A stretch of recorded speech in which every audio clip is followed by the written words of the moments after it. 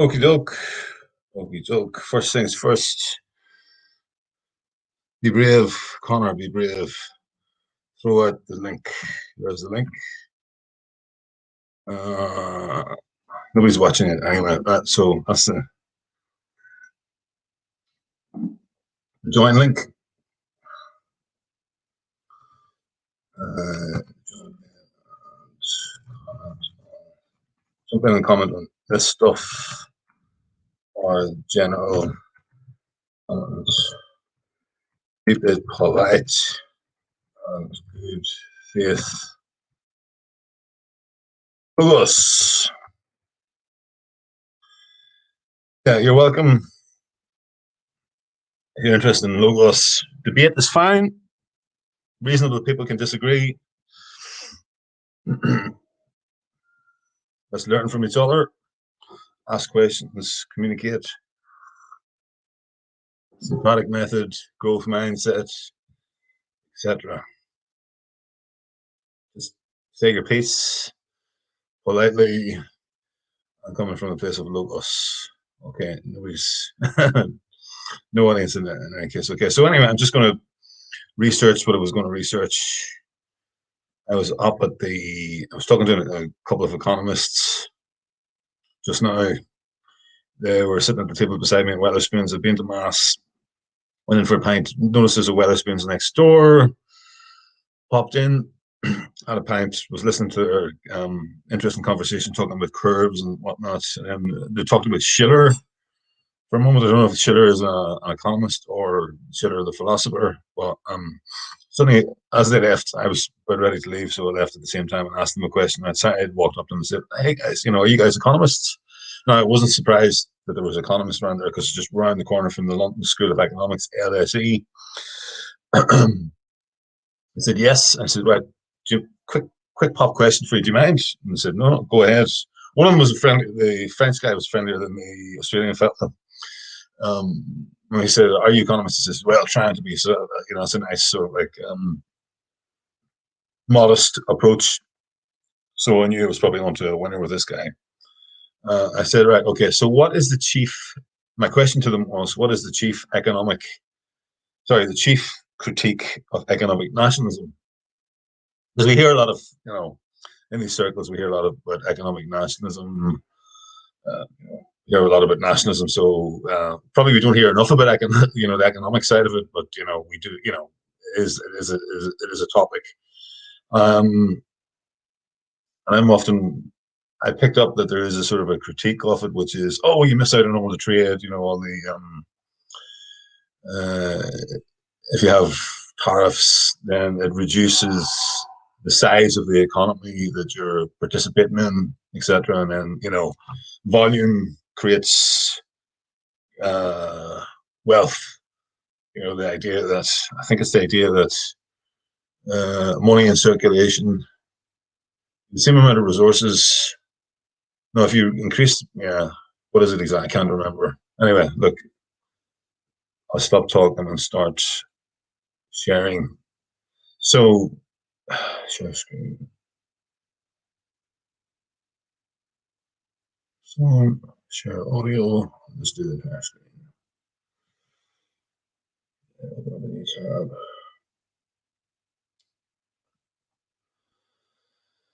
So, let's go to YouTube.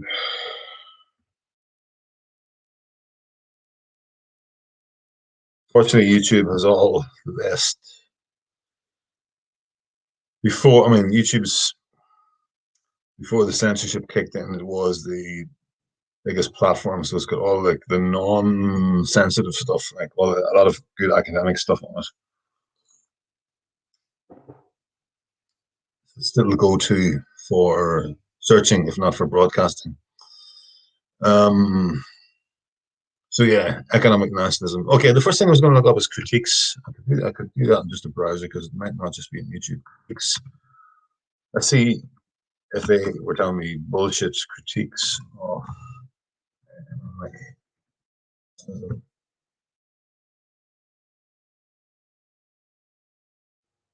I'm not saying I'm going to agree with these. I just want to know what the global, for example, the globalists are saying. what their argument is, what what their good faith argument is. Right? What are there any good faith arguments apart from this? It's nationalism, so it must be dirty. It must be dirty and wrong and bad. Oh, that's just Essie Kitchen.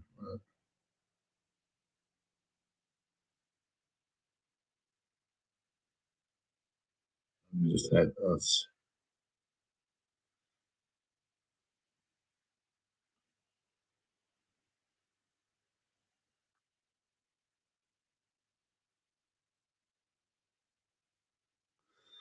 Oh my god! So that's hard work.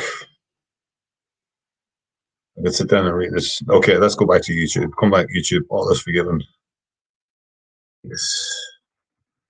Oh. This is where somebody out there can save me some time. Why don't any of these use the word critique?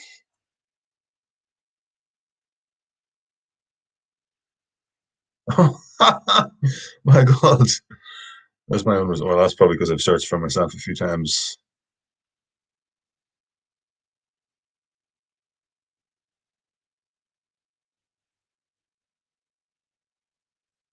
Yeah, well, that's what economic nationalism will replace globalization. I'd like to hear and if you've got an answer for me, like jump on and tell me, or interested in this debate, jump in and tell me. Let's see if there's anything. I'm four. Good man, good man. This is where, yeah, I'm four to the rescue. Oh, you're heading off soon, so just listening for a few minutes. Um, Try the Economics Explained channel. Okay, good man, good stuff. This is where I wish Gearóid was watching and listening. He's interested in this stuff, and he knows a bit about it. We had a good chat about making up monopolies in Ireland. On coming as we were dissenting Kilpatrick last summer and Reek Sunday. Somebody else you would probably know a bit is Keith Woods. Well, I don't know if he was dying to talk to mere mortals like myself. So economics experience chapter, he says, channel.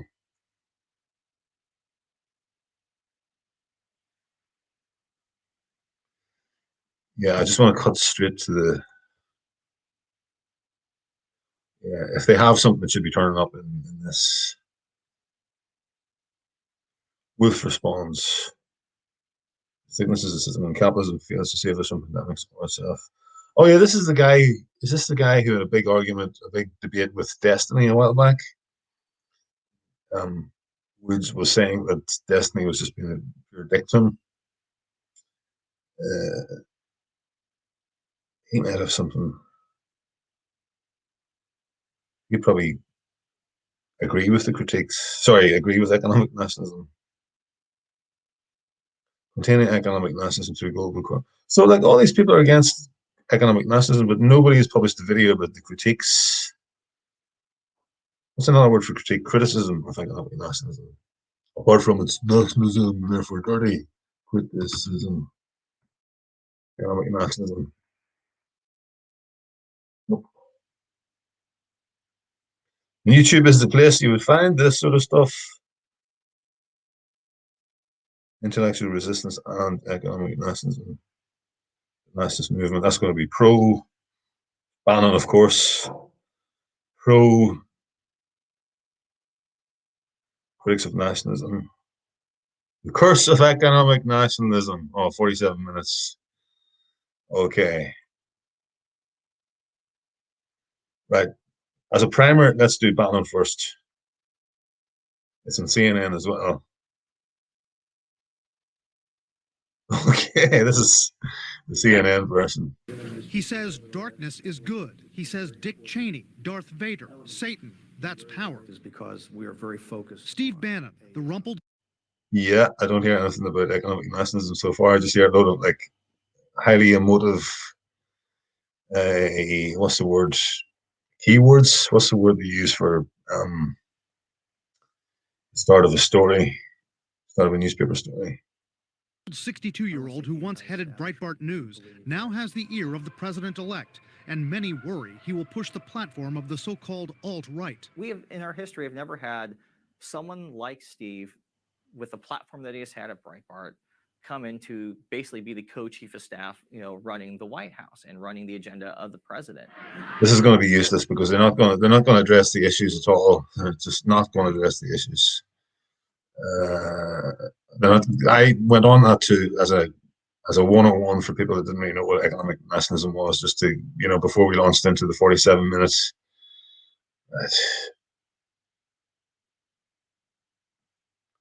What is wrong with economic nationalism? Those lads in the pub said, and maybe they are economic nationalists themselves. I just asked them an open, neutral question. What is the chief critique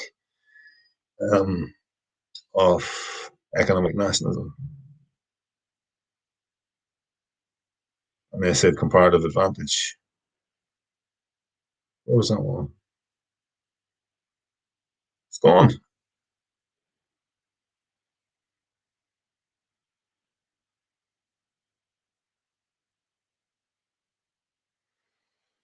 Problems with economic nationalism. Okay. The Tom Woods Show, episode 1587. Prepare to set fire to the index card of allowable opinion. Your daily dose of liberty education starts here. The Tom Woods Show. Hey everybody, make it your New Year's resolution to stop going to the post office. Stamps.com brings all the services of the U.S. Postal Service right to your computer, and with my promo code WOODS, strongly urge you to check out. Gene, welcome back. It's good to be back, Tom. And while I normally have a lot of quips and jokes and ribbings for you before we start any of these things, there is so much substantive material to go over in the topic at hand that I'm going to dispense with all that and suggest we proceed and cut to the chase. Okay, let's definitely do that. What we're doing today, I did invite Dan, or at least I had CJ reach out to him, and I don't know what happened, but I don't think we heard back. But if Dan would like to come on and talk to you, he is certainly welcome to do so. We are talking today about an article, I'll link to it, tomwoods.com/1587, called Economic Nationalism as Political Realism, written by Dan McCarthy, who has had a bit of an evolution, I would say, over the years in his thinking. And he seems to be quite in sympathy with the Trump program of economic nationalism. And that's not to say that he has no sympathy for market economies and for markets, but he is arguing that we purists are looking as if the two things are mutually exclusive. As if market economies and economic nationalism are like two separate worlds that never the twain shall meet. Oh, come on, guys, come on.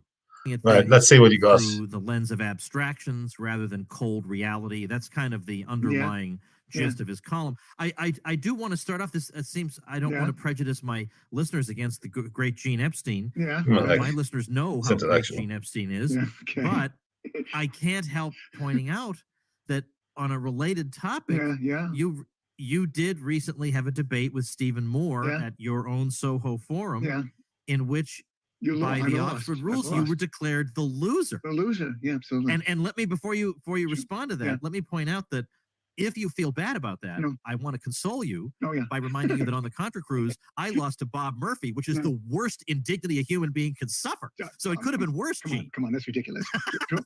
As you well know, also, of course, having been the slayer of the great Michael Malice in a previous debate that I hosted, Michael Malice. Did that, and it's honorable to lose to Robert Murphy. It's a little bit, I have to say, I hope Steve Moore is a nice guy's not listening to this. It's a little less honorable to have to lose to Steve Moore. I will say that in terms of the strict Oxford-style voting, it isn't usual that both sides get double-digit gains. I did gain 14 points, and in terms of the absolute vote, I pushed the vote against Steve from 41% to 55%. So it wasn't a complete trouncing. I forget how you did against Bob, but it's not relevant. Bob is a great and formidable thinker, and losing to Bob is honorable. Oh, you're is it worthwhile hanging out with this guy? Well, he had Michael Malice on, so at least he's heterodox in terms of diversity viewpoints.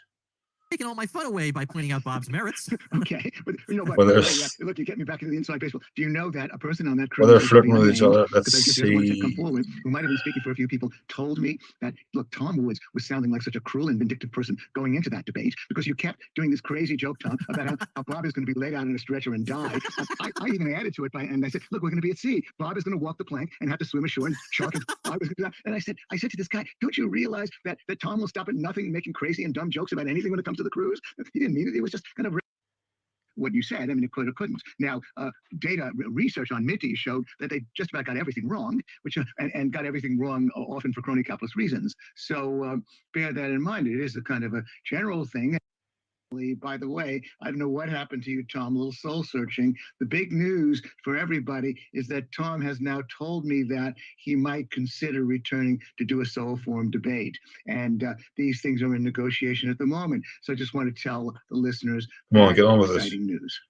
And it seems like there would be a certain bias in my direction, though, if people get a free drink by saying my name, So he views us as being kind of head in the clouds, abstract theorists, whereas he's the. And by the way, I like Dan, you like Dan. I'm not saying this to put him down, and I don't think he would dispute this characterization. He looks at us as being sort of, well-meaning, but head in the clouds, abstract theorist, whereas he's the hard-headed realist. Well, that's fair enough, that part of it.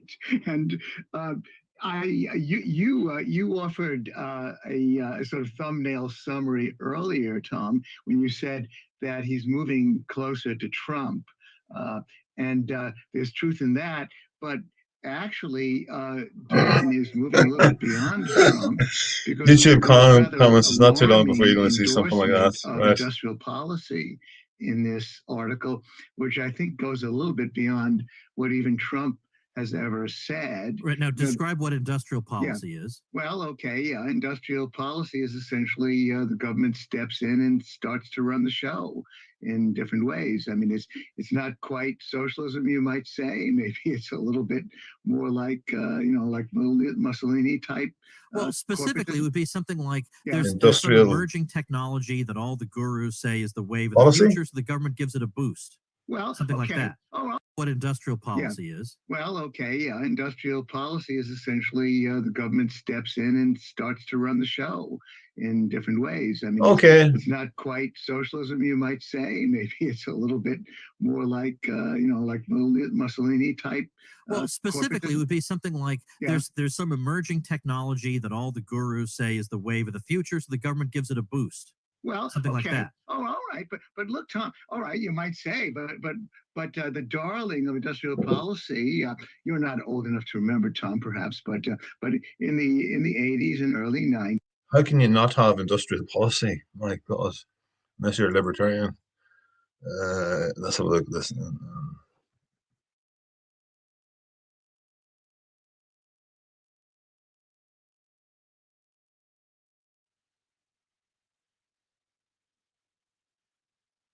Right, give me the short one. Industrial policy 459. I haven't heard that term before. Has anybody heard that term before used explicitly as with a big I, big P, like that? 340.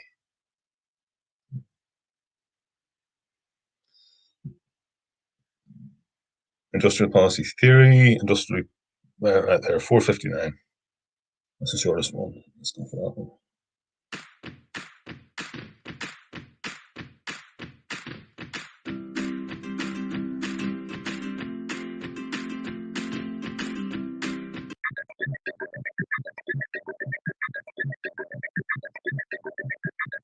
This just gives definition. The industrial policy of a country, sometimes denoted IP, is its official strategic effort to encourage the development and growth of part or all of the manufacturing sector as well as other sectors of the economy. The government takes measures aimed at improving the competitiveness and capabilities of domestic firms and promoting structural transformation. A country's infrastructure, transportation, telecommunications and energy industry is a major part of the manufacturing sector that often has a key role in IP. Industrial policies are sector-specific, unlike broader macroeconomic policies. Examples of the latter, which are horizontal, economy-wide policies, are tightening credit and taxing capital gains, while examples of industrial policy, which involves vertical, sector-specific policies, include protecting textiles from imports and subsidizing export industries. Industrial policies are interventionist measures typical of mixed economy countries. Many types of industrial policies contain common elements with other types of interventionist practices such as trade policy and fiscal policy. An example of a typical industrial policy is import substitution industrialization, ISI, where trade barriers are temporarily imposed on some key sectors, such as manufacturing. And four, it's just a fancy word for common sense, right? If you've got a country, your government's job is to foster, encourage the industry of that country, yeah, rather than just laissez-faire, right? We really need to watch 5 minutes of this to know that, right? Is that all it is to it? By selectively Why is it a thing? protecting certain industries, I suppose in a neoliberal world, it needs to be made explicit. these industries are given time. What is Ireland's industrial policy? This could be an embarrassing question. Ask your TD. Write a letter to your TD asking for an outline of their industrial policy. Yeah, put them on the back foot. Yeah, that'd be a question worth asking. What's your industrial policy for the constituency? For Carlow Kilkenny, what's your industrial policy? If you're one of those people who don't want to get involved in building something and want to stay inside your house using anonymous, at least there's something you can do. You can write a letter or an email. To learning by doing, and upgrade. Once competitive enough, these restrictions are lifted to expose the selected industries to the international market.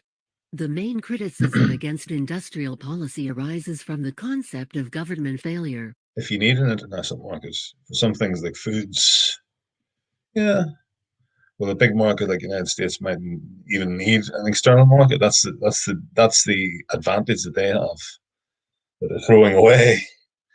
Ireland, don't know. Yeah, let's have a look. Well, for some sectors, obviously, you need to have some exports to bring in dosh. Industrial policy is seen as not capital, but currency. Harmful as governments lack the required information, capabilities and incentives to successfully determine whether the benefits of promoting certain sectors above others exceeds the costs and in turn implement the policies. While the East Asian tigers provided successful examples of heterodox interventions and protectionist industrial policies such as import substitution industrialization (ISI) has failed in many other regions such as Latin America and Sub-Saharan Africa's import substitution industrialization. Import substitution industrialization. I haven't heard that term before, but it sounds like it means like whatever import substitution industrialization. So you're substituting your imports for something you're looking at what you're importing and trying to reduce your reliance and manufacture it, and specifically with government industrial policy, do it yourself in-house. ISI has failed in many other regions such as Latin America and Sub-Saharan Africa. Governments, in making decisions with regard to electoral even that doesn't mean it's going to fail everywhere, but okay, or personal incentives, can be captured by vested interests, leading to industrial policy only supporting the rent-seeking political elite while distorting the efficient allocation of resources by market forces at the same time. Despite existing criticism, there is a growing consensus in recent They're oligarchs, but they're our own oligarchs. Development theory that state interventions are often necessary when market failures prevail. Market failures often exist in presence of externalities and natural monopolies.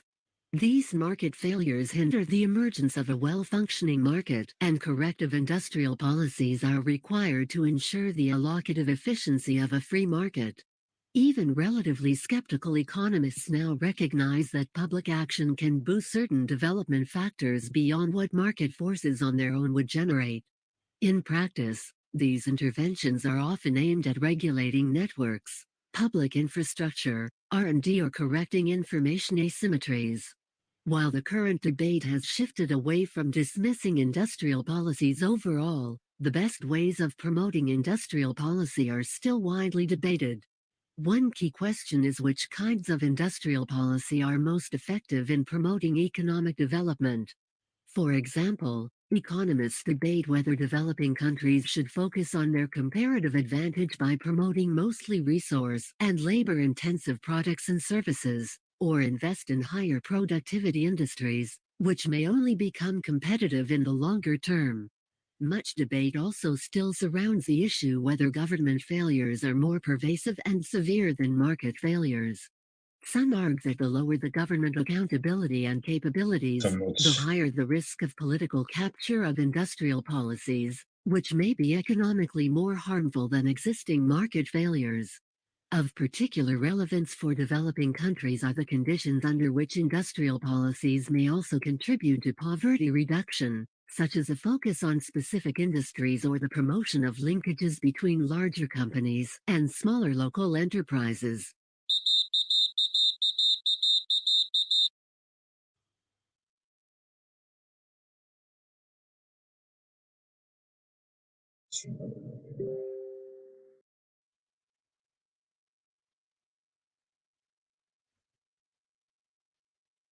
I hope you agree that we've got a very exciting lineup, I think, here. Right, so that's industrial policy.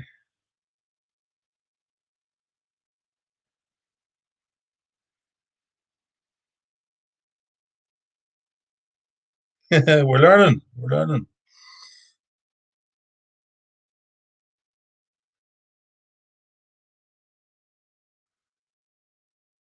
My aim is to keep on forward from his Sunday afternoon tasks. It was MITI, the Japanese planning board, that was the darling of industrial policy. And MITI was supposed to be sort of making decisions at the high level for who should be favored. And it didn't necessarily emphasize what you said. I mean, it could or couldn't. Now, data research on MITI showed that they just about got everything wrong, which and got everything wrong often for crony capitalist reasons.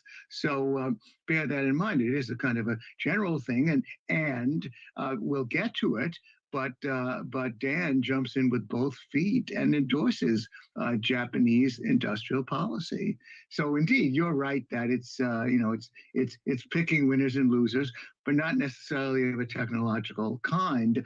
MITI. I just wanted people to have an example of what industrial policy specifically could amount to. Okay, fair enough. All right, sure. Yeah. All right, but indeed, I guess we've sort of defined it. I just wrote down here what industrial policy specifically could amount to. Okay, fair enough. All right, sure. Yeah. All right, but indeed, I guess we've sort of defined it. I just wrote down here working definition of Dan's economic nationalism. It is that you are prepared to support tariffs in certain instances and industrial policy in other instances, and indeed, you're right that it has to do with supporting technology. Is that what you said? Because bear in mind that Dan goes on to say, some of his most stunning remarks are that it's a pretty bad idea to be endorsing high tech. I don't know if you noticed that he said that we should be just favoring garden variety manufacturing. So he goes into a rather odd ways. All right. So Tom, have we more or less defined what industrial policy is? Yes. Good. I just want to, because not everybody knows the term. It as you say, it was popular in the 80s. Yeah. And then you don't hear so much about it. And Tom, absolutely right in terms of proceeding, because so often some of his most stunning remarks are that it's a pretty bad idea to be endorsing high tech. I don't know if you noticed that he said that we should be just favoring garden variety manufacturing. So he goes into a rather odd ways. All right. So Tom, have we more or less defined what industrial policy is? Yes. Good. I just want to, because not everybody knows the term. It as you say, it was popular in the 80s. Yeah. And then you didn't hear so much about it. And Tom, absolutely right in terms of proceeding, because so often in any kind of podcast interview by anybody, it gets to be a little bit inside baseball. And you and I assume that since we understand it, not everybody, that everybody else must. And indeed, it's good to clarify these things, even to the point of maybe boring our most sophisticated listeners. So I endorse that completely. But I would like to start with a kind of an overview in this sense, because when you talk about our having that Dan thinks that that economists like us have our head in the clouds. I want to say that there is a certain element of truth in that, at least truth in that for Dan, and truth in that even generally because of this, because too often, even Austrian economists make the mistake of talking about the conformism of the economy, the way in which people mostly sort of vote with their feet, the fact that consumers are generally sovereign. And as you know, Tom, I mentioned this, I think on the Contra Cruise, I endorse Murray Rothbard's point that even though consumers tend to be sovereign, even though there's a tendency to serve consumers, really, fundamentally, free markets are all about individual sovereignty. And why is that important to stress in Dan's case? Because Dan is a conservative who clearly, viscerally, sort of does not like the radical tendencies of entrepreneurial capitalism. More specifically, there's still clearly something in him that does not. And why is that important to stress in Dan's case? Because Dan is a conservative who clearly, viscerally, sort of does not like the radical tendencies of entrepreneurial capitalism. More specifically, there's still clearly something in him that does not like having to buy and sell with the Chinese, maybe with China's government. He clearly thinks they're corrupt. There's something. Just create a wee timestamp for myself that I'll play. I'll jump back just as a bookmark. I was so busy creating the timestamp that I didn't really get the full import of what he was saying. So let's have it again. Conservative who clearly, viscerally, sort of does not like the radical tendencies of entrepreneurial capitalism. More specifically, there's still clearly something in him that. See, straw man arguments. There's nothing wrong with entrepreneurial capitalism. Conservatives are, economic necessary against monopoly capitalism, not entrepreneurial capitalism. Let's take that back in 5 seconds. Yeah, so straw man and balderdash. That does not keep going. Having to buy and sell with the Chinese, maybe with China's government. Now he's attributing racism as well to Dan. Dan, the nasty conservative, is a racist. Okay. Let's hear some good economic arguments, please. He thinks they're corrupt. There's something grubby about it, and all of that, and that he thinks of. Well, of course, they're not at all corrupt. Not at all corrupt. Free market economists such as you and me as being sort of amoral, whatever the market will bear. And every once in a while, we sound that way. And yet the truth is that because there is individual sovereignty, there are enormous options for Dan to do it differently. And I like to cite, as probably I've had those familiar with listening to me, familiar with my citing the Amish, citing the Mennonites, citing the Hasidic Jews. There are people who do go their own way. There are people like the Amish who refuse to use electricity in cars and refuse to use tractors. There are Jews like the Hasids who refuse to go into the two professions that the Jewish boys are supposed to go in. So if you don't embrace the free market worldwide economy, you should go and live in Amish, one or the other. There's no spectrum, right? It's just this Manichean, so insincere, so fucking insincere. Boil it down to a 1-0 Manichean argument. Manichean means there's only two sides, they're either like binary, 0 or 1, true, false, black, white. There's no shades of gray in between. Right, keep going. Best you got. law or medicine. And the reason I had no idea what I had no idea what I was going to get in this, but I'm not impressed so far. they don't is because they think that it means that they hobnob too much with Gentiles. So only a handful of them can go into those professions. And more particularly for Dan, it may sound whimsical of me to say this, but I really mean it. That sounds to me like anti-Semitism there. He's in here. Well, he's never going to get pulled down for anti-Semitism. Somebody who's like a free market extremist, globalist extremist, which it sounds like he is. That's the position he's taking. Yeah, or certainly anti-economic nationalist. He's never going to get pulled down for anti-Semitism. Not in a million years. Seriously, if he doesn't like people to buy from China, if he doesn't like high tech, or if he doesn't like any number of things, then let him set up a sort of shopping website so that people can be advised about what goods to buy, what goods not to buy, if he doesn't like what other people do. And so that's the libertarian solution. It's been pointed out, for example, that some of the craziest and most retrograde and repressive rules prevail in co-op buildings. So Dan the Conservative is now being reduced to a pure libertarian. Okay, yeah, more straw manning. Where they outlaw smoking, and it's their building. People live there. They've decided on majority rule. That's so and if that's dishonest. the way they want to live, so be it. And so, again, I only want to tell Dan, if you've got a lot of complaints and worries, then take it to the people. That's actually a very clever rhetorical device, is to pick one person like Dan instead of like the whole instead of the argument, you pick a person, and you know nobody's perfect. You can easily attack a person. You can find inconsistencies in one person's views. You know, we're human beings, so rather than attack the principle, you attack the person. Yeah, where have we seen that before?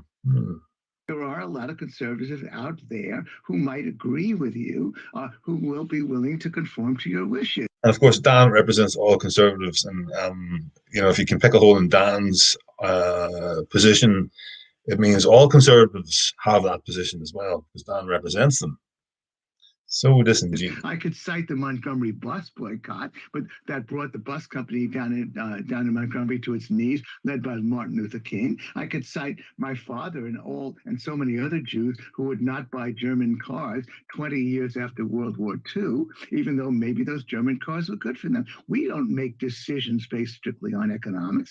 Not even Tom and I make those decisions. I could have made much more money in my life. Before you're still here, man. Go. I become a lawyer and I got into litigation. I don't want to get in trouble with your wife. I did lose my last case. Go do your chores. As I just told Tom, my last debate. But I chose not to. I've been much happier earning the chump change of a journalist rather than the mega bucks of a lawyer. So people make their individual choices all the time. And if you don't like the fact that we buy from China, so be it. The other night, when I was debating the issue of China, somebody asked me, can you buy from a country that employs slave labor? I said, well, you make an interesting point. You know, you call it a country, but I don't buy from countries. I buy from people. And if I knew that I was buying a good from a company that employed slave labor, I really would refuse to buy from them. It just would stick in my craw. I don't even know if my refusing to buy would have a whole lot of effect, but it simply would not wash with me. So again, I want to tell Dan, no, we are no true free market people simply say that the market is a series of choices. And if you want to make a conservative choice and persuade others to do so, so be it. Go for it. We support you completely. So that's the framework I want to start with. But now let's get into the nitty-gritty of the economics of what Dan wants to say. Do you have anything to add to that? Because as usual, Tom, I end up sort of hosting and becoming my own interviewer. I want to make sure. I want to make sure we've got exactly right what his precise complaints about China is. It's not just that it's selling us cheap goods. Well. Although he thinks that is part of it, and that we libertarians are so short-sighted, we think, oh, cheap goods, that's good, and we don't see that's a poison pill. I'm going to get into that, sure. But look, again, I guess I'm going to be reading between the lines. Having had the experience of debating Steve Moore about China, somebody asked me about the slave labor. I think there's a sort of undertone that, we're dealing with grubby people. And if you're dealing with people you don't like, okay, but let's cut to the chase. All right. Now, the first thing he said, how about just countering the arguments rather than what you think the undertone is, right? Okay, so you're going to cut to the chase, right? 18 minutes in. I'm going to try to take it in sequence, which might as well just is an easy structure.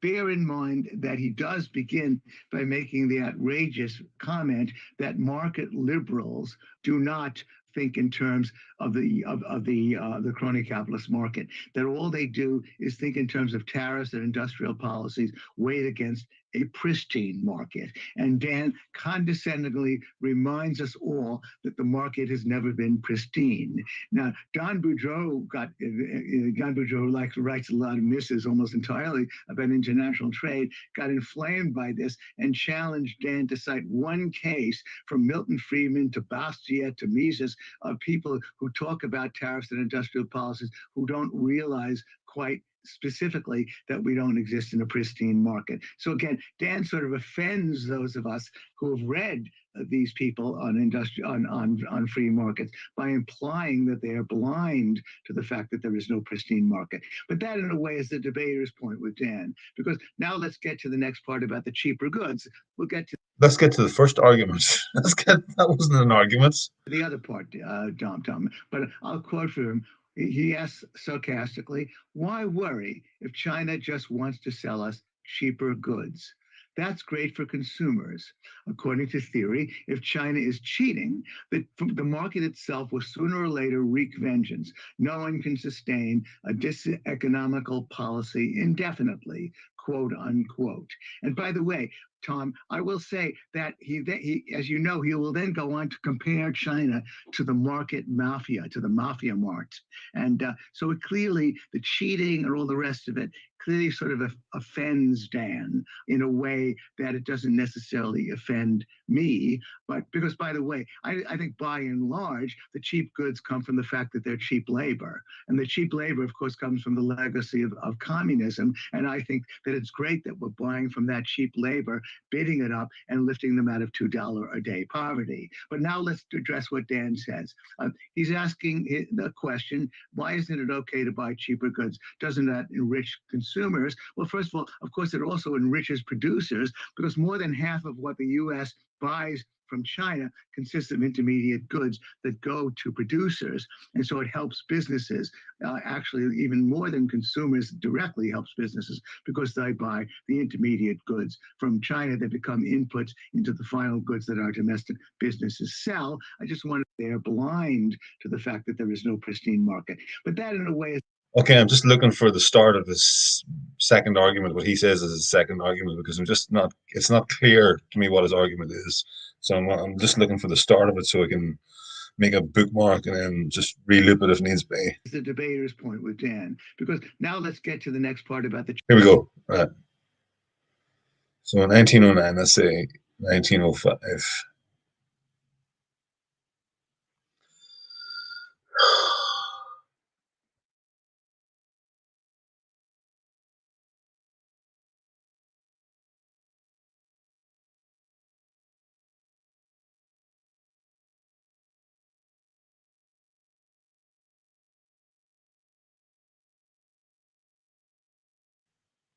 Okay. But that, in a way, is the debater's point with Dan, because now let's get to the next part about the cheaper goods. We'll get to the other part, Tom. But I'll quote from him.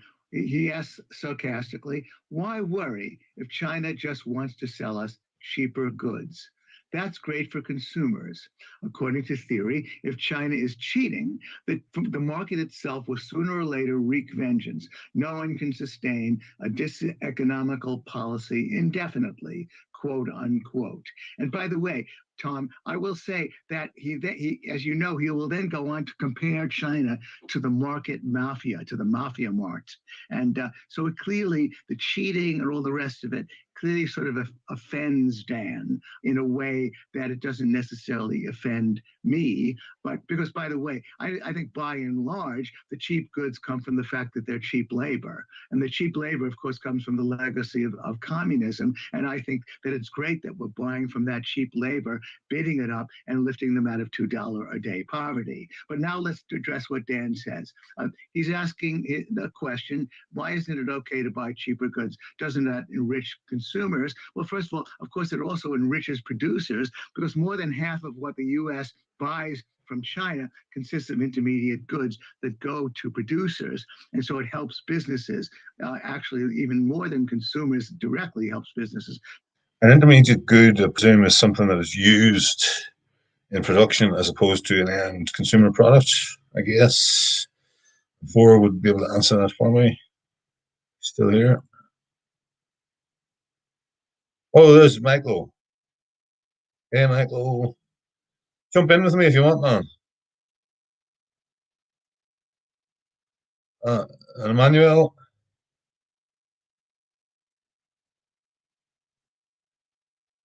Missed all the chats.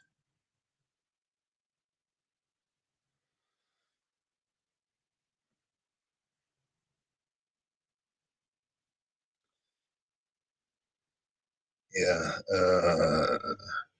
This is when I want to play. What's his name? Niall's mate and his great channel, Irish Nationalist Rhetoric, was one of his first videos that he put out.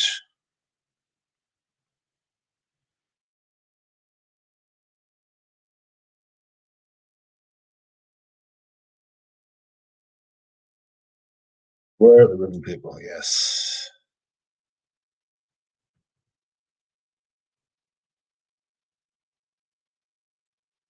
Yeah, probably okay. This a little bit of understanding how you can actually win arguments in the media and in person. This is 101 stuff. Hello everyone, this first video is going to be called Irish Nationalist Rhetoric. And the reason for that is that over the last few decades, there have been a few intellectual memes sent around the Western world, and they've basically put the right wing on their back, and they've scarcely gotten up since. And just call it nationalism, man. You don't have to say it right. Some of us don't see ourselves as right. I see myself as right in some aspects, left in others, centrist in others. Familiar with what those are? The whole left-right thing is yesterday's paradigm. Whenever someone brings up issues of immigration or of the national interest in public discourse, they're shouted down, they're ripped to bits, and their characters assassinated very quickly. Fuck off. And if you how dare they say the wrong thing about the wrong type of people, you're basically done for. Your journalistic career is finished. There's nothing you can do. So what we could really do with in Ireland is a little bit of rhetorical education, a little bit of understanding how you can actually win arguments in the media and in person. And with this, attitude is key. Attitude is everything with rhetoric, in my experience. There was a very important speech given by a nationalist Irish politician, who we are all very familiar with, I'm sure. It was called something along the lines of the conservatism of retreat is over. The conservatism of retreat being the attitude among conservatively minded folk to constantly defend and never march forward, to never attack. If you look at the conservative movement over the last I mean, in some ways 400 years, but certainly over the last century, they've been taking steps backward every single year, and they haven't taken a single step forward. And this is obviously why they're losing. This is why the progressives have won every single institution of power in the Western world: academia, the media, government, and so on. In order to start winning, those on the right need to change their rhetoric and their attitude completely. To give an analogy, essentially, the rhetoric which the conservatism of retreat, as it's called, adopts is similar to a boxer who refuses to throw punches but remains in the ring for as long as he can, with his gloves glued to his temples, his elbows to his ribs, and his forearms desperately attempting to fend off the endless barrage of strikes from his opponent. If any of you have ever actually watched boxing, this is a terrible strategy. Of course, Muhammad Ali used it to his advantage in one fight, but it wasn't as though he had no rhyme or reason for it. The rope-a-dope of Muhammad Ali is not equivalent to the conservatism of retreat that we see from the right wing across the Western world. The right wing across the Western world essentially fight the way tomato cans do. Tomato cans in boxing are the people you pay money to lose. They're the people who have... What does rope-a-dope mean, guys? I've heard people say that. I think, does it mean like led along by a rope? Is that what he says? You jump in there? Let me just get this first. Rope-a-dope is a boxing fighting technique most famously associated with Muhammad Ali in his 1974 Rumble and Jumble match against world heavyweight champion. Okay, in many competitive situations, rope-a-dope is used to describe strategies in which one contender draws non-injuring offensive punches to let the opponent tire themselves out. This gives the former the opportunity to then execute devastating offensive maneuvers to help them win. So, pretending to be trapped against the ropes while your opponent wears himself out throwing punches, boxing. So yeah, sort of like lead them into a trap, wear them out, etc. There's the McCarthy plan. Good man, Michael. How's it going, my friend? Hey, hello, Conor. Can you hear me? Yeah, I can indeed. Yeah, you're very welcome. I'll run on. Good. Thanks. Yeah, everything is developing, and yeah, there's a wonderful awakening going on, and I always guide people to the NRX, the neo-reactionaries. I think the best analysis is being done out of them. I mean, they're not a political movement, but yeah, I think they're doing excellent work, and of course I guess Charlemagne and Aaron McIntyre, a few of the other channels, but the writings of Spandrell and Curtis Yarvin are always good to promote, I'd say. Most of the time I'm just communicating with my African, Asian friends around the world and other Europeans.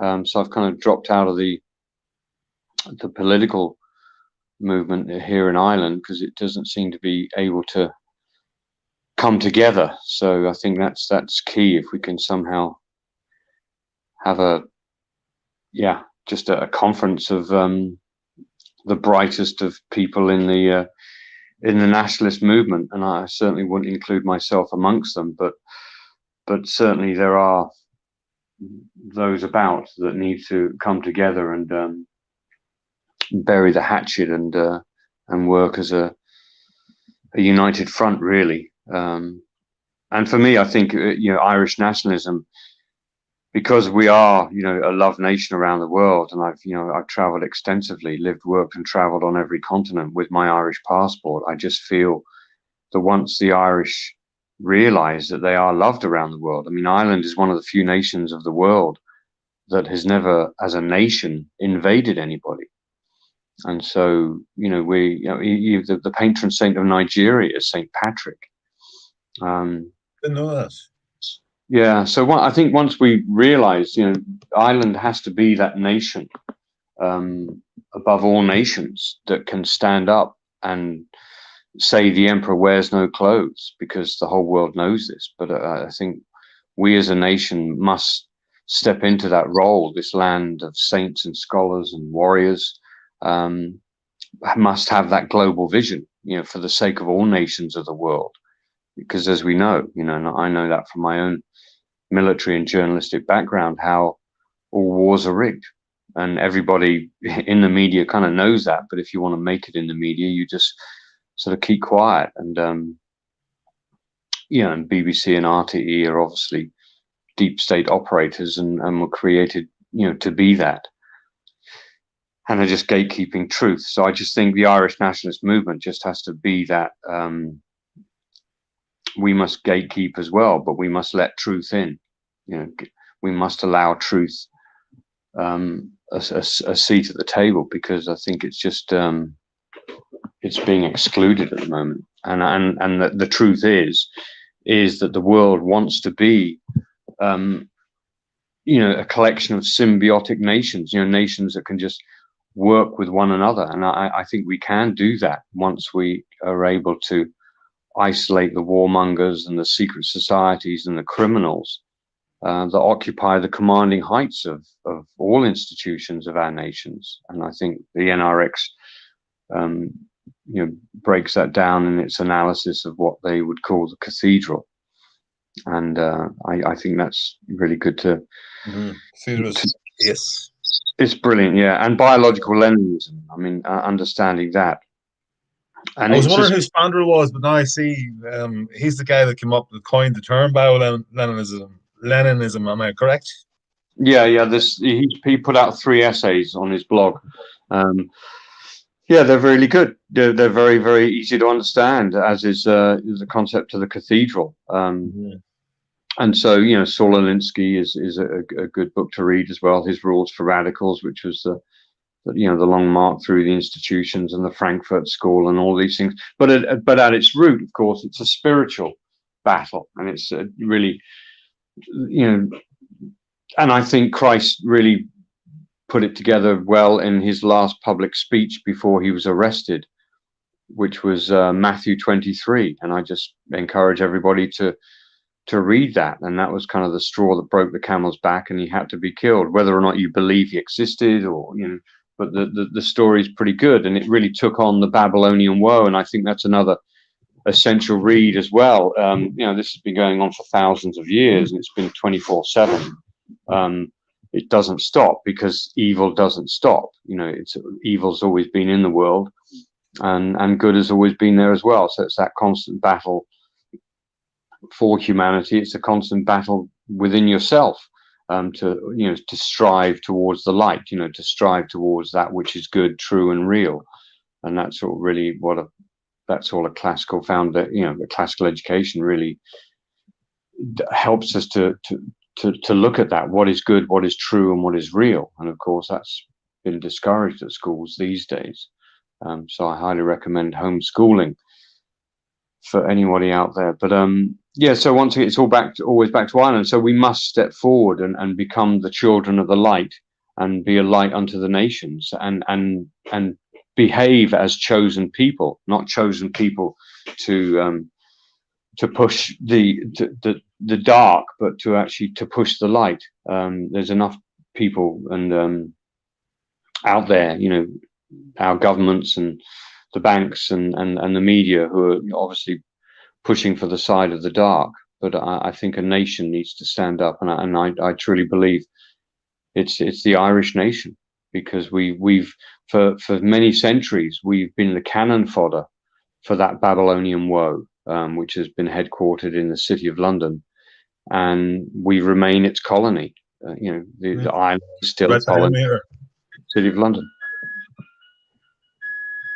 Sorry, Michael, you're doing great there, man. You're flying. You're just creating a vision, a positive vision of the future, almost like a role, like a special, but it's a possible role for Ireland in the world.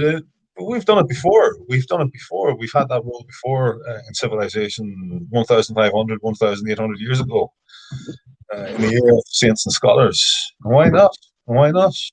Well, we have to.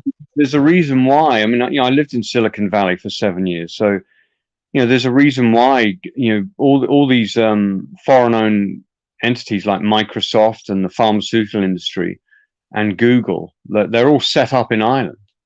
You have to crush the Irish people. The Irish people have always stood up against the deep state, whether it be that great Senator Joseph McCarthy, imperfect human being though he was, but he was right. And JFK stood up against the deep state. We've got Steve Bannon now. He's even talking about the Rothschilds. These are all Irish Catholics. Yeah.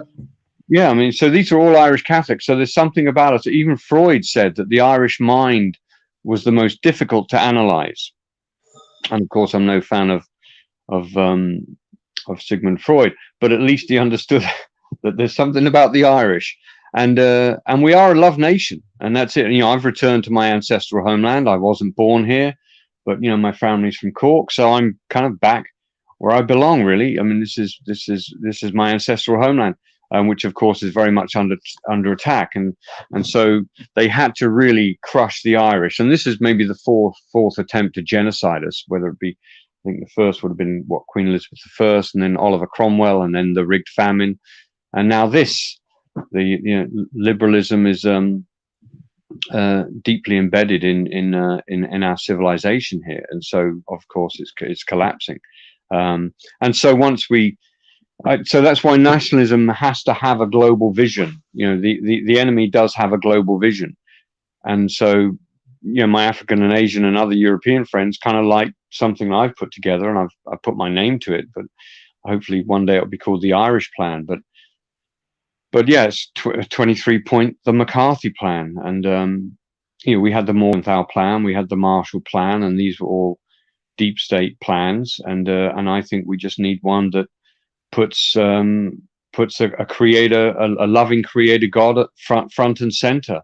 And I identify as an Irish Christian. I'm not a Roman Catholic, although I certainly have fellowship with the traditional Roman Catholic community here in Ireland, and attend their mass. But my heart is I'm an Irish Christian. Christianity was here long before St. Patrick turned up. So it's that's who we are, and it's the if you read the great essay, A Biblical Defense of Ethno-Nationalism, it's a really good read. I'd recommend people read that. So yeah. I'm looking that one up there. I haven't heard of that one before. Yeah, that's essential. I mean, that's a really good article. I mean, another, that's a very, very good article. It sums it all up. Christ was an ethno-nationalist. He didn't want the destruction of nations. And then you just have to look at, well, how is a nation? A nation is an ethnic group. Obviously Africa needs to be many more nations. There was no India until the British East India Company turned up, and so all these nations in Africa, and I spent a lot of time covering wars in Africa. These nations were created by the central banks. The borders were determined by them, because it would create inner turmoil. And so all these nations have incredible inner turmoil with different tribes and languages, and it's a mess. And all you have to do is just pay off the ruling class, the political class, and the military, and every now and again have a change. But they still serve the central banks. I mean, I'm in touch with. I haven't spoken to him, but the president of Ghana, his office in Accra, in Accra, they have there's one called the McCarthy Hill. Actually, there's Charles McCarthy from Cork was made a, he was an anti-slavery activist working with William Wilberforce, but anyway, he got killed. But they honor him by naming one of the nicer parts of Accra after him, the McCarthy Hill. So, the president of Ghana has invited all Africans back to Africa, to truly make Africa great, and to stop the brain drain, and bring people home. So he gets that. So, ethno-nationalism, when correctly understood, ethno-nationalism is that you love, as an ethno-nationalist, you can't just be proud of your nation. For me, as an ethno-nationalist, you must love all nations of the world, but love your nation the most. And that's a key to world peace, if all nations are saying that. And the responsibility of a nationalist is to ensure that the commanding heights of their nations, all institutions, are occupied by representation of the best of its people. And that's massive. You can't just wave the flag. You have a responsibility to demand that the best are at the top. And then when you've got the best at the top, then they will draw the best towards them, because that's the only way you can elevate, be elevated and work up an echelon, is to yourself be a person of integrity, and a person with a moral compass, a person in a state of grace. But at the moment, you've got what you've got at the top is the criminal class. That's what the political class is doing. I mean, Ireland's a classic example. They're just selling the country off, and the whole political movement in this country, and the cathedral, the academy, and the media, and the politics, has declared war on the Irish people. I mean, it's an open war against the Irish people. So interesting times, but the way out of it is love, truth, and better ideas. And so that's why I came up with my 23-point plan, because it's a work in progress, and anyone can rip it apart and put it back together better. But at the moment, it seems to my friends like it. Where is your work available, Michael? Is it available online? I'll send it to you right this minute. You're much more of a techie than I am. So let me. How do I do it? Are you still there? Yeah, I'm still here. By email. I'll send it to you now. You get it's because we've got to have a global view, and it has to be about love, truth, and better ideas. And war is no solution. I've spent almost 20 years of my life in and out of wars all over the world. Only one of them carrying a gun, but the rest of them as a photojournalist. And it's a very messy business. And I love soldiering, but wars are all rigged. And I agree with anyway, it's all in the plan. I totally support standing armies, but they're there to defend their borders, and to also defend against the internal enemy. But let me see if I can send this to you. I think I've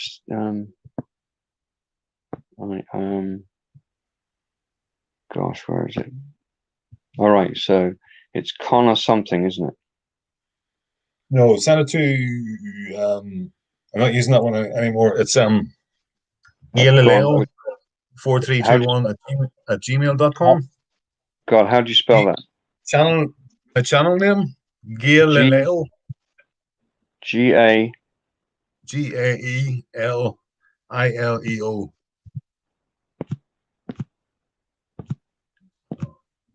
Okay, and 4321. Hang on.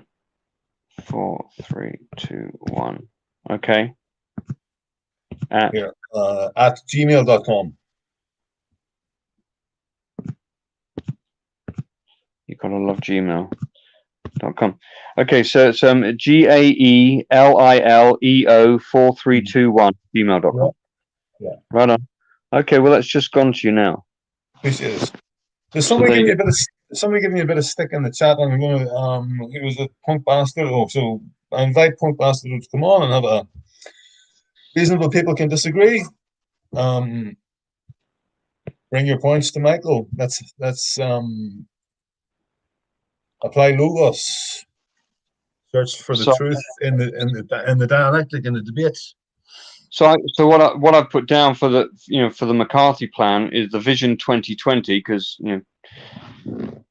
as a ex-commercial pilot, 2020 vision is the best to have. Every every year you get your biannual, or every 2 years you get your biannual flight review and your medical, and they want you to have good eyes. Otherwise, you don't get your commercial license back. Anyway, so Vision 2020 is to end all conflict between peoples, nations, and for all peoples, nations to be good stewards of the natural habitat of their homelands forever. And so that's good vision. And if you don't like that kind of vision, then maybe you're not well, you know. Can you open it up? Do you mind if I open it up? Yeah. Okay. Go. You need to get this up on the web, Michael. Yeah, I know. I'm yeah. I'm not much of a techie really, but I do. But these Can somebody volunteer to help Michael get this up? Yeah, if somebody could, I really would. I'd appreciate it. Someone actually just bought me a laptop, so which is really nice. Someone just bought me a Dell laptop, which I'm very thankful for. So, but I'm sorry because I'm homeschooling my children now. I've taken my children out of school, so I'm homeschooling them, which is going great. And I'm growing lots of food, so it's I'm a single parent. It's a bit challenging being a single parent and doing all this stuff and trying to save the world at the same time. So my station in life is to primarily to focus on my children's childhood and their education and try and so I could do with a bit of help. Do you want to go through the points and see what you? Well, there's 23. There's 23 of them, so I don't. It's best to think three. I've been studying education and pedagogy. Can't even say the word pedagogy. I think that's how you pronounce it. Over the last year, so to avoid cognitive load, because this is going to be new stuff. These points are new. Let's take three. Can you give me? Let's pick out three that sort of resonate with you right now for today. We'll start with those three, yeah, and we'll come back and maybe do some more another time. Maybe we'll do more than three, but we'll take three to begin with. We just go points 1, 2, 3. Yeah, why not? And don't forget, I've run this past all sorts of people. I've lived all over the world, so I've got that. Can you see it? Say again. Can you see the screen, or do you want me to read that? Yeah, no, I can. I've got it here. So, right. So point 1 is a plan for secure and protected nationalism for all nations of the world, by all nations of the world. So, yeah, it's just basically all nations support every other nation's right to exist and to and to make the best they can of their nation, to pursue excellence, and not be afraid of at any moment some neighboring nation or a nation far afield would suddenly attack them. So So number I can get with that. Look, it's something to aim for. I mean, it's an ideal, and of course, reality doesn't come close. The reality doesn't live up to the ideal. But even if you get 80% of the way there, if you have 80% of nations like secure and protected, with 80% of them defending all nations' right. I mean, you're going to get like disputed territories. You're going to get disputes between nations, etc. I've been looking at Spengler lately, and the Greeks talking about as well as Spengler, the historians and chroniclers of times and ages. It does seem to, war does seem to be a fact of life, but it's a case of minimizing the war, and nation states would be a good way to do that, and also as a bulwark against tyranny. The nation state is a bulwark against one world tyranny. It is, yeah. And of course, the big thing is particularly people of European descent. They're not allowed a nation state. That's the one thing. I mean, it's if you look at corporate law, according to some people, but we don't need to be stopped by other people's opinions. Yeah, so we need, and so anyway, nationalism this is point number 2. Nationalism is best defined as loving not only one's own nation, but all nations of the world. The duty of a nationalist is to ensure that the commanding heights of all institutions of their respective nation are occupied by a representation of the finest of their people. This is the key to world peace.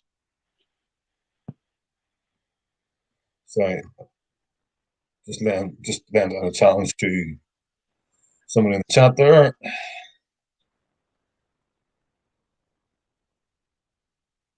Where did I have that? Yeah, okay. Nationalism is best defined as loving not only one's own nation, but all nations of the world. Yeah, nationalism as a philosophy, as a concept, it can't apply to one nation and not others. That's hypocritical. Right. You can't have it for your nation and not want it for others, because then that's not nationalism. That's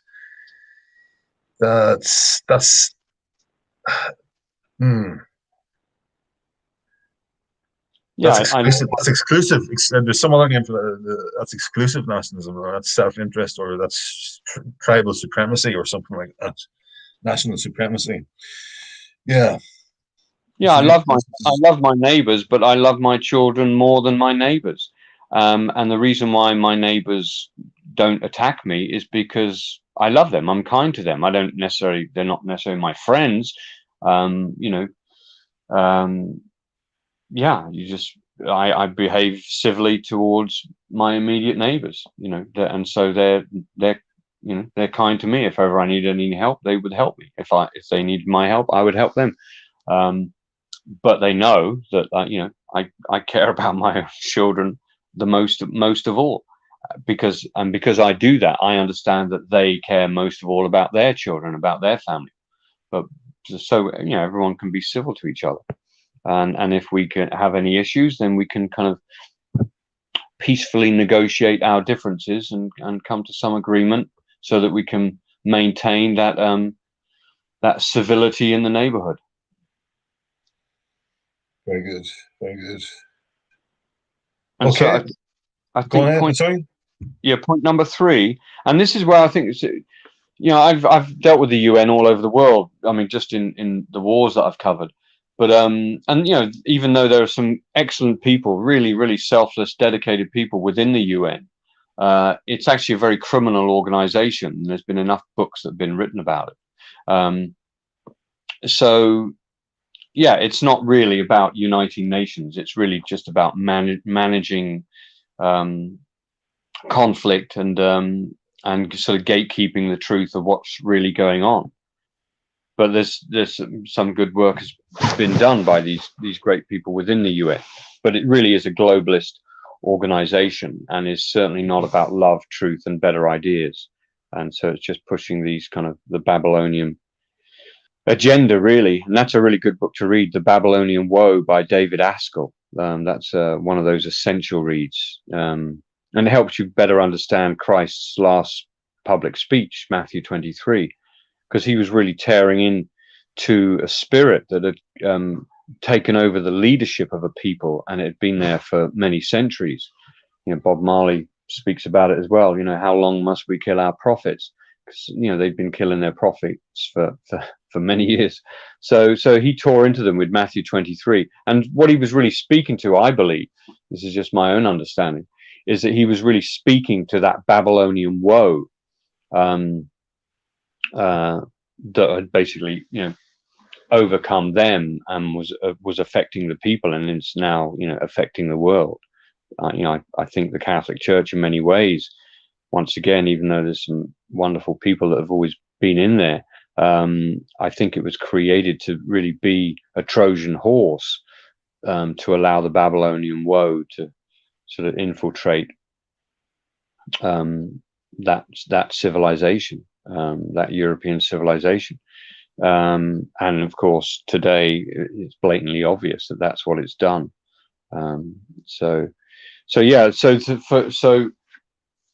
So point number 3 is that the creation of a truly United Nations organization from which a true world order can be achieved and maintained will be necessary to achieve Vision 2020. So a truly United Nations, I feel, should be headquartered in Ireland because of our unique place in the world, where as a nation we've never invaded anybody and are, loved around the world. We've sent our engineers and our monks and our nuns and our educators, to literally all over the world. The amount of people that have been educated by, displaced Irish people is amazing to study, and our influence upon all sorts of revolutions in the world. The writings of Padre Pierce are held in high regard all over the planet.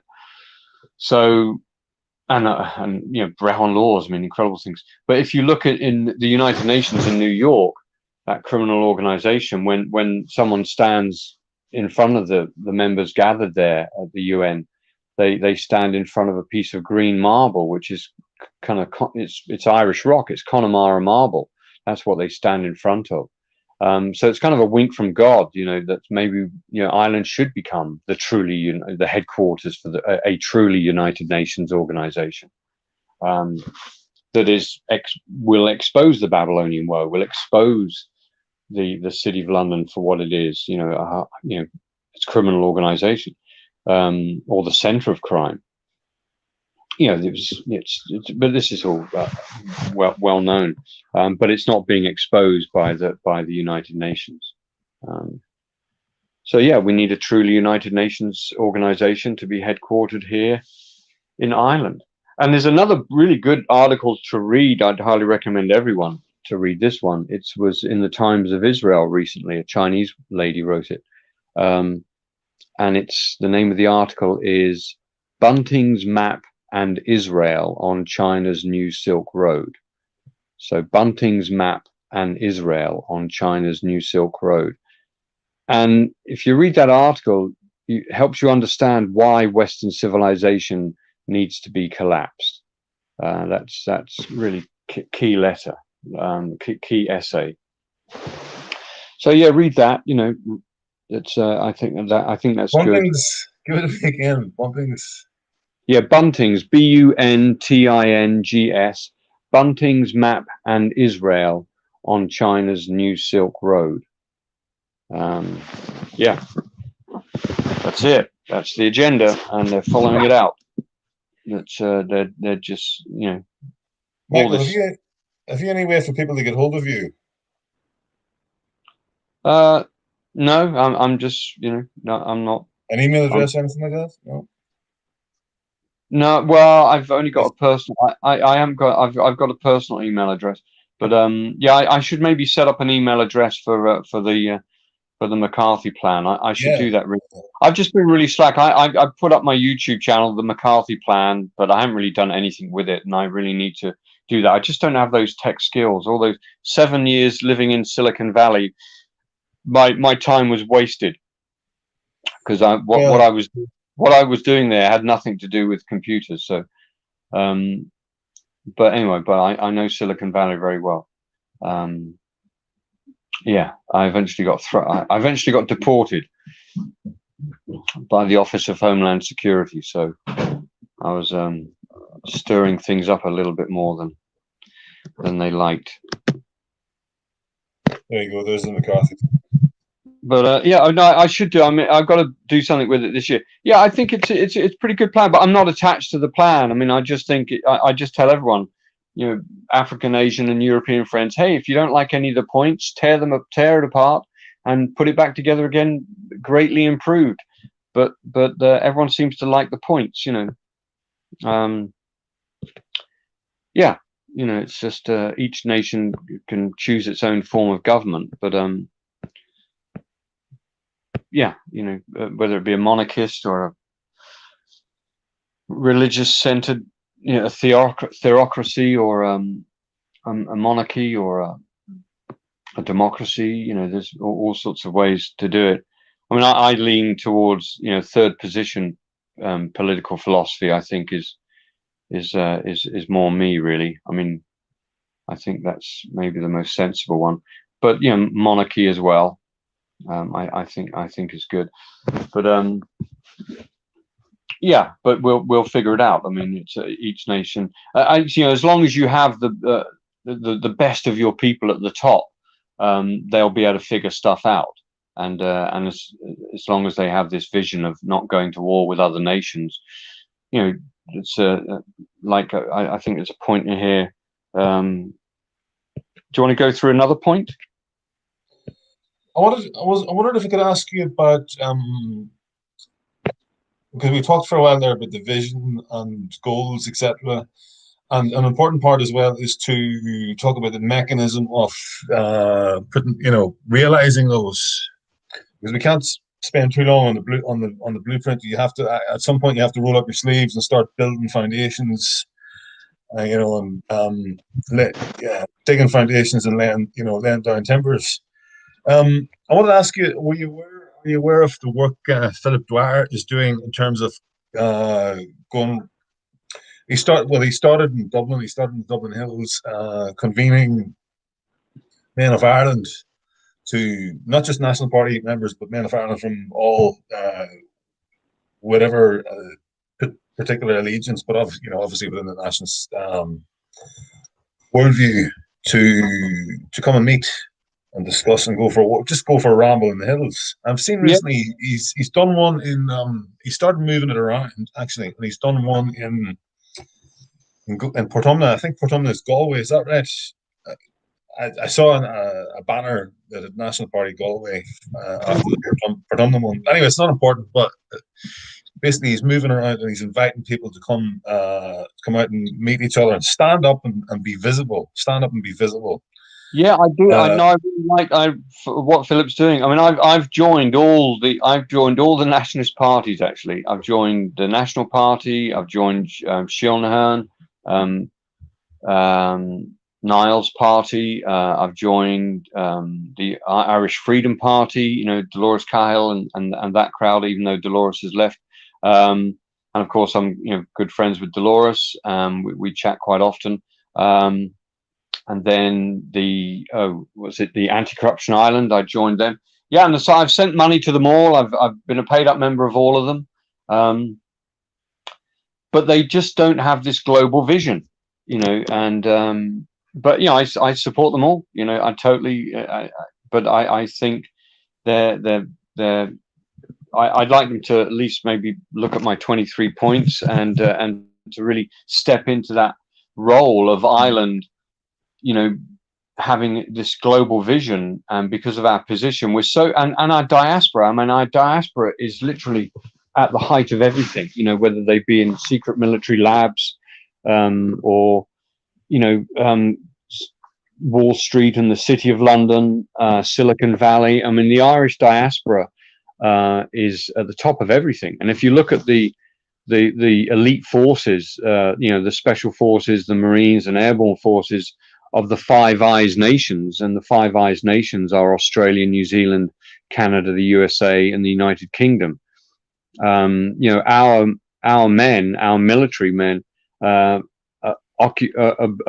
well represented and even overrepresented in these elite forces, in airborne forces, Marines, and special forces of these Five Eyes nations. Our people are there. So our people are the strong arm of the central bank system, because that's what all these militaries primarily serve. I mean, they serve the central banks and all intelligence agencies, CIA and MI6 and 5 and all the others. They feed into the central bank. I mean, that's their primary role. And I know this, so that's who they primarily serve. I mean, the CIA is really just MI6. You don't have to dig that deep into it and come to that conclusion. So they all they feed into the central bank system, and so the central bank system decides when there'll be a war and when that war ends. So this is just this is the world we're living in. But that's the nature of evil. So evil is supposed to do evil things. So let's not be consumed by what they're up to, but be consumed by what we need to be doing. And that's why I just cry out to Irish nationalism, is to just step into that role, because the Irish will be heard around the world, and our diaspora needs to be activated, because our diaspora is everywhere, and our diaspora is in the belly of the beast. Our diaspora knows exactly what's going on. But I think once we step into that role of being a light unto the nations, all nations of the world, with this vision of ending all these wars and isolating the warmongers, the secret societies, and the criminals who are the architects of this mess that we're in, I think you'll really see incredible change. And it's, we have great voices now. Just within the nationalist movement, there are great voices, but imagine if they just all came together and just stepped into that role to be a light unto the nations. I think we just got to roll with that. Roll with the roll. I see Philip is triggering a few here. So that was you're a great man for the vision, I swear, and that's at least half of it, the vision and where we're going, but also we have to think about how we're going to get there, and this is where somebody like and this is like perfect, because like a team. Like if you put a team together, you're going to have somebody who's great at the vision and a great rhetoricist and a visionary like yourself. You can put 20 points together and has read widely and aware of the grand currents of history, civilization, and culture. And you need somebody like Philip here who will go around and stand up and say, I'm going up a mountain on such and such a day, such and such a time. I'll go on my own. Or I'll go, I'm doing it anyway. So I'm not me doing this is not conditional on other people doing it. And you can come or you can stay. I might have just mute you. Somebody needs to mute their mic there. Maybe it's you, Michael. Maybe I just stopped shouting. But like here he is he started the first few times they were like following along behind him. They were a bit camera shy in the Dublin Hills and the Wicklow Hills. Now, two or three iterations later, he has 20 men that are willing to stand up and be visible and say, "Yeah, we're here. We're men of Ireland. We've come along and met up with Philip Dwyer. What's wrong with that? What the hell is wrong with that? Why would you hide your face? Why would you want to hide your can I say your fucking face? Why would you want to? What's wrong? What freedom of association, right? We can while we can associate, we need to do it. We need to stand up and support this man, support these people, right? They've gone out on a limb. Some of these people are doing this sort of thing for the first time. They've gone to meet other nationalists for the first time. They've stepped out of their comfort zone, right? Some of them is just in the middle, but some of these guys are doing it for the first time. My invitation is to people, step out of your comfort zone. Support these guys that have gone first, that have gone over the top first. Get out after them. As you say, Michael, there's like enough organizations, but they're not. You think these organizations would be out doing this sort of work, recruiting, bringing people together, but they're not doing it. Philip's doing it for the National Party. Yeah, I think he's doing. Cahill and Karen are sort of doing it in Louth for the Irish Freedom Party. But why isn't this coming from the top? Why isn't this coming from the leaders? Why aren't they organising a team in every county in Ireland, in every constituency in Ireland to do this? It does seem weird. I mean, they're leaving it up to their lieutenants. Yeah, I mean, the Babylonian woe. All civil wars, the purpose of a civil war is to divide a nation against itself. And that's it. I mean, there's enough studies have been done. I mean, the outside influence on an internal civil war is you just study the data. So that's the purpose of a civil war, is to divide a people against itself. And you have all kinds of civil wars. I mean, there's obviously a shooting civil war, and you look at the American Civil War and the Irish Civil War, many other civil wars all around the world. And then there's the other civil war. It's like the, for Brexit, anti-Brexit, there's a civil war there. And there's the LGBT and the abortion debate. I mean, these are all civil wars. These referendums are just a soft civil war. really, to divide, families against themselves, husbands and wives arguing over it. And, so it's always, you just got to keep that divide and conquer spirit going, and of course, democracy is a great way to divide a nation against itself, So, coming together is great, but I think when you come together with a global vision, to really, because the attack is upon all of humanity, and they're very serious about their transhumanist agenda. I mean, I lived in Silicon Valley, so it's transhumanism is a real thing, and okay. Michael, I want to move on from vision to realization of vision. Okay, so I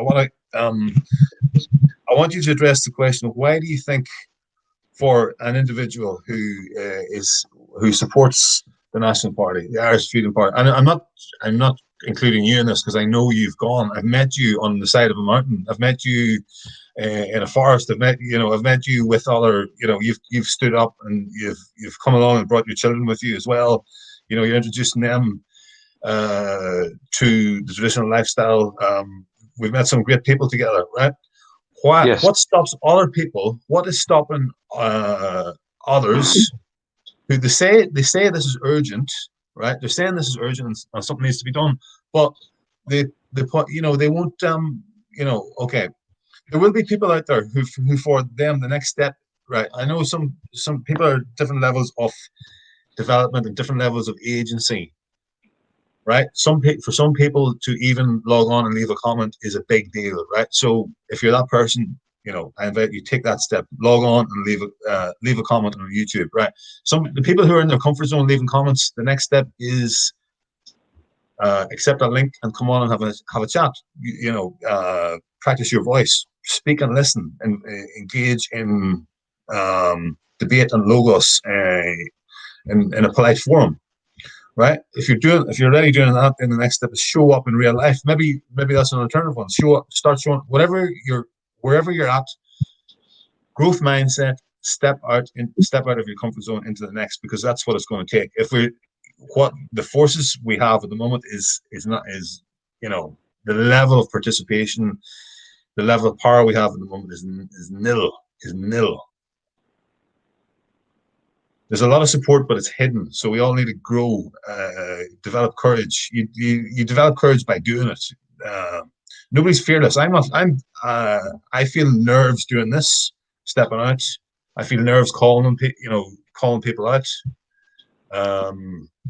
Because I know I'll get people will take pot shots at me for this. Who is he? Who does he think he is to be telling people to do? It's easy for him. Blah blah blah. Oh, he doesn't even share my ideology. I've got a far more extreme ideology than he has. Well, what use is your fucking extreme ideology if it's hidden, right? It's no use. You're just a puppy dog, right? You're just a puppy dog, right? I'm getting riled up. No, yeah. I want to hear from people. What is it that's stopping you? What is it that's stopping somebody you know? Yeah, I think for a lot of folk, it's fear of you got slavery. Hey, slavery! Come on, take the link.